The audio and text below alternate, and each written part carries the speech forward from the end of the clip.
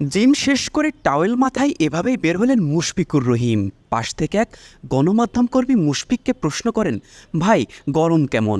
জবাবে মুশফিক বলেন, আপনার কাছে যেমন আমার কাছেও তেমন।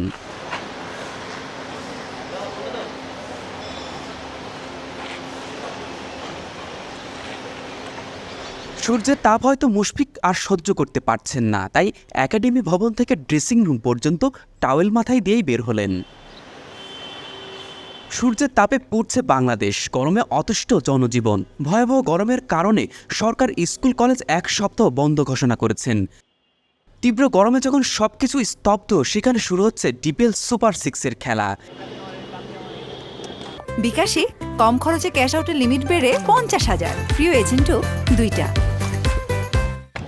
ভয়াবহ তাপের মধ্যে ক্রিকেটাররা নিজেদের কতটুকু মানিয়ে নিতে পারবেন সেটি দেখার বিষয়।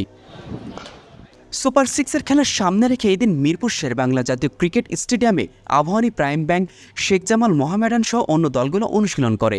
তীব্র গরমে ক্রিকেটারদের যে নাজেহাল অবস্থা, সেটি তাসকিন, মুশফিক, মাহমুদুল্লাহদের দেখেই বোঝা গেল। অনুশীলন শেষ করে বিজয়, তাসকিনরা মাঠ ছাড়লেন নিজেদের গাড়িতে করে। তবে গরমে যে বেশ অস্বস্তিতে আছেন এটি নিশ্চিতভাবেই বলা যায়। এদিকে গরমের কথা মাথায় রেখে সুপার সিক্সের প্রথম 2 রাউন্ডের শিডিউল করা হয়েছে। 22 তারিখ শুরু হবে প্রথম রাউন্ড, 25 তারিখ শুরু হবে দ্বিতীয় রাউন্ডের খেলা। মেজবা মিলন, ডেইলি ক্রিকেট।